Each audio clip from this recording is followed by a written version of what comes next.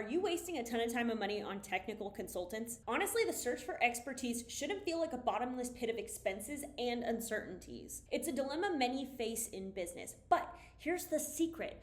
You are the expert on your business. The consultant is the expert on whatever tech area they consult on, but you're the expert on your business. Having been a consultant for many years, I happen to know this for a fact because you end up spending a lot of the beginning hours just trying to figure out what you're doing from both sides. And the main task is just to get clarity. And unfortunately, you watch those billable hours just pile up and go, what have we done for all of these hours? And you might be wondering, what that time is actually costing your business. Hang out with me today so I can show you how to get the most out of the next time you work with technical consultants. And it's actually a simple trick where you just have to employ the right strategy the next time you go into those consulting calls. So let's start exploring some smarter strategies to make more impactful decisions for your business so you don't have to keep breaking the bank on discovery calls with consultants. I can help you navigate the path of strategic growth with clear insights and actionable steps. So your business might be suffering from a fragmented IT infrastructure, and that's just inevitable with every business that's growing. Because over time, businesses accumulate many segmented different systems, applications, and technology softwares that help businesses run. And more recently, all these different AI platforms have definitely made a splash. But the fragmentation of using so many different softwares and not having them integrated and communicating with each other, it's not only going to create compatibility issues, but it's going to increase your maintenance and operational costs, and you're going to have difficulty scaling later. So there is a chaos to having segmented systems. I mean, as soon as any company grows to a medium size, then it's going to result in, for instance, your sales team using a CRM and your finance team using their accounting platform. And the customer service team is going to have their own ticketing system. And your marketing team is going to be using all these other softwares to, manage social media and all this stuff. But what happens when you have all these different segmented systems working independently and there's no integration between them, it leads to inefficient data silos. It means employees are going to be spending a significant amount of time manually getting data from the places that they need it. For instance, if your sales team would benefit from knowing the marketing information of, for instance, where that potential client came across you in the first place and what piece of content they saw that led them to, the potential sales call, then if they have to go get that information in whatever platform the marketing team is using, that is time and money not being spent on more sales calls, which increases the risk of errors and delays and also bad decision-making processes because you're not operating from the most recent and valuable information. Because ultimately, the most valuable information is a correlation of all the data sets. So what does this mean? It means that all businesses need a unified view of their IT landscape. This ensures all of your different softwares and platforms work together seamlessly to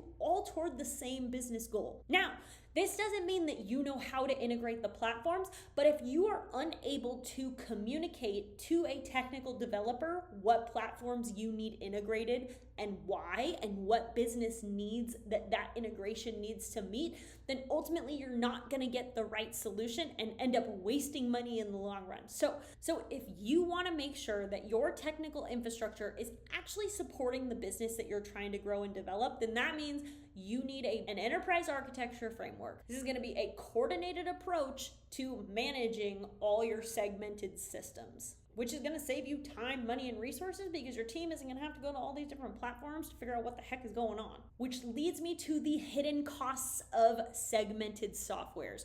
The reality is that every minute that your team is spending going to all the different places to get the answers they need is time they are not spending doing their job. It's always going to cost you money at the end of the day because it's costing your employees time going around checking all these things that they are going to need to be able to do their job to the best of their ability, which is costing you resources.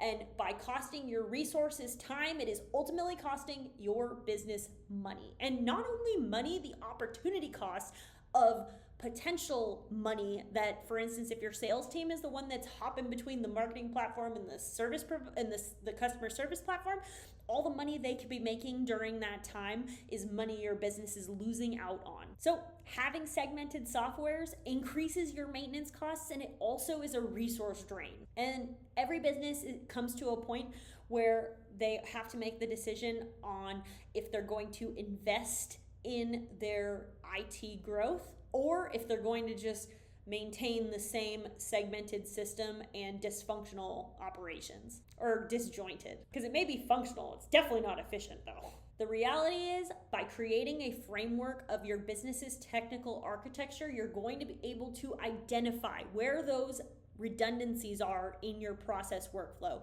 consolidate those systems so everybody's operating from the most recent data, making the best decisions they can in that moment. This is an opportunity to free up some strategic investments to make sure that your IT infrastructure is aligned with your business's future growth, because this is really about your business's long-term plan. Having your platforms operating independently of each other is going to create holes in your operation. So not only is it going to cost you time, money, and resources, but you are literally going to be unable to scale. You're also going to be throwing money away that your business could be making by being able to run more effectively and smoothly. And this is what I like to call business flow. By developing a business flow, you make sure that from the beginning of your business's interaction with a customer through to the last second that you spend with them is a seamless river float, where even if you may hit a white water raft, you're still ultimately headed in the right direction, and the path in which somebody tracks is clearly outlined. It's not wrong that all your departments want to work on their own software. The reality is there's different softwares that are better for different workflows. However, they can't all operate in their own corner. They all eventually need to meet in the middle somewhere. And that is your enterprise architecture framework. That is your scalable plan for making sure that your IT infrastructure supports where your business is headed. Standardizing your technology is only going to help you when you need to grow and scale later. So the problem is, if you grow and scale your business out of alignment with your technical infrastructure, then what's going to happen is your business is going to fail, because you're going to create a problem where your technical infrastructure is way behind. And the problem is that technical infrastructure cannot be built overnight. The number of times I had somebody say, can you automate our entire business in 30 days? The answer is no. Like, I would never put my name on something that only took me 30 days. That means it's going to have problems. If you're not continuously aligning your business's IT infrastructure with your business goals and initiatives, you're going to come across a pitfall where your technical infrastructure actually works against your business growth. So I'm going to encourage you to be proactive about it. However, you also may be coming across this video because one of the issues that I outlined is something that you're facing in your business. And the problem is you have stakeholders now looking at you like, we need a solution yesterday. So yesterday was the best time to create the solution, but today's the next best. And if you don't do it today, it's gonna hurt tomorrow. Because scaling does not need to be a costly endeavor. It can be a strategic and manageable process with the right IT setup. And there's only one way to do that, and that's by creating the right blueprint for your business. So did you know, in a study done by HubSpot in 2020, that 90% of customers believe that companies need to do better at onboarding new clients? So if you're a coach, consultant, or agency owner, then listen up, because the next 2 minutes could completely transform your business and its future. Content nowadays is so focused on lead generation and sales funnels, which, don't get me wrong, are really important for your business. However, they are not the most important thing for your business, because onboarding is not just getting somebody to agree to give you money. It's the real first impression that you're giving to your client about what it's like to work with you. So think about it. What does your current onboarding process say about your business? What does it say about what it's like to work with you?